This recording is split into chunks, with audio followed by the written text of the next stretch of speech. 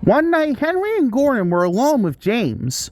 Although Sir Topham Hatt was beginning to think well of him, whenever a chance came, the other engines would talk of nothing but bootlaces.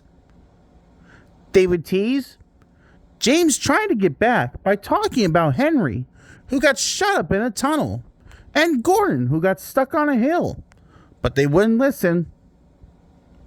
Said Gordon, "Every wise engine knows that the signalman sets the switches to make the engines run on the right tracks. But Gordon was so proud he had forgotten." Said Gordon next morning. James went to get Gordon's coaches.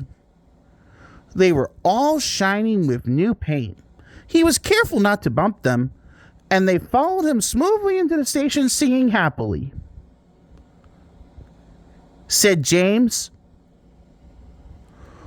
Gordon, with much noise and blowing of steam, got ready to back onto the train. Sir Topham Hatt was on the train with other important people, and as soon as they heard the conductor's whistle, Gordon started. He puffed and the coaches glided after him. James watched the train disappear and then went back to work. He pushed some freight cars into their proper sidings and went to fetch the coaches for another train. James had just brought the coaches to the platform when he heard a mournful noise. There was Gordon trying to sneak into the station without being noticed. Gordon didn't answer. He just let off steam feebly. Said James. All the passengers were shouting at the ticket window, "We want our money back." But Sir Topham Hatt climbed onto a cart and blew the conductor's whistle so loudly that they all stopped to look at him. Then he promised them a new train at once.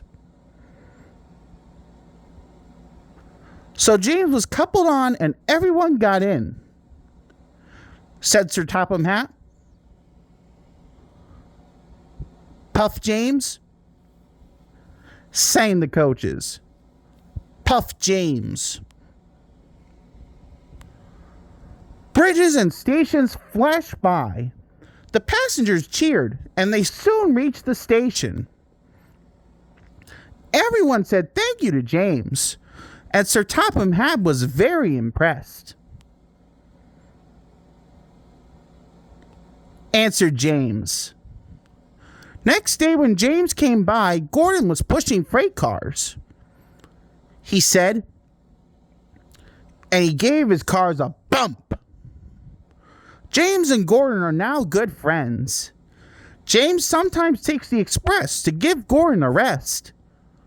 Gordon never talks about bootlaces, and they are both quite agreed on the subject of freight cars.